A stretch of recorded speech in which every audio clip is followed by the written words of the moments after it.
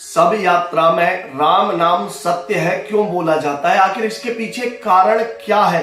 अगर आप नहीं जानते हैं तो इस वीडियो को अंत तक देख लीजिए, आपको वास्तव में समझ आ जाएगा कि राम नाम सत्य है क्यों बोला जाता है।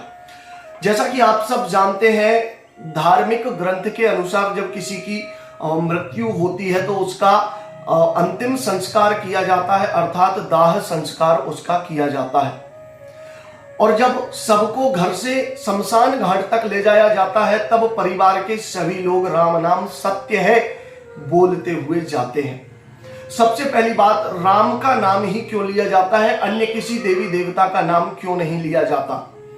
तो मैं आपको बता देता हूं कि मनुष्य का जब जन्म होता है, जन्म से लेकर मृत्यु तक वो अपने जीवन में कितने ही कार्य करता है, बड़ा होता है, विवाह करता है, धन पैसा इकट्ठा करता है, संपत्ति बनाता है, सारी चीजें करता है और आखिरी में वो सारी चीजें इस मृत्यु लोक में छोड़कर चला जाता है, उसके साथ कुछ भी नहीं जाता है।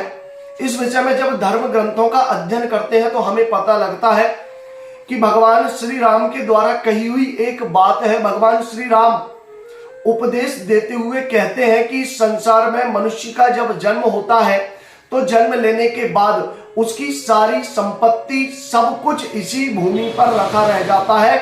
धर्मम एव गच्छति, केवल धर्म ही एक ऐसा है जो उसके साथ उसकी अंतिम यात्रा में जाता है। उसके भाई बंधु, संपत्ति, पैसा, रिश्तेदार, नातेदार सब कुछ केवल शमशान तक ही साथ जाते हैं। शमशान के बाद शरीर भी साथ नहीं जाता है, केवल आत्मा ही साथ जाती है। और राम कहते हैं कि धर्म ही एक ऐसा उसका सगा संबंधी और बंधु है जो उसके साथ आखिरी तक जाता है और उसे मोक्ष दिलवा देता है। तो इसी राम के वचन को सत्य मानकर सब यात्रा में राम नाम सत्य है कहा जाता है। दूसरी जो बात है, जब आप रा बोलेंगे तो आपका मुंह खुल जाएगा और मां बोलेंगे तो मुंह बंद हो जाएगा। बोलकर देखिए, राम, रा में मुंह खुला और मां में बंद हो गया।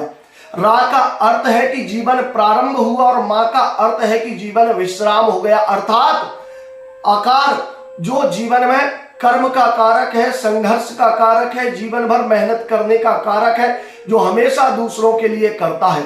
और मां अर्थात विश्राम, जहां कोई कष्ट नहीं, केवल ईश्वर में विलीन होने का अर्थ हमें बताता है।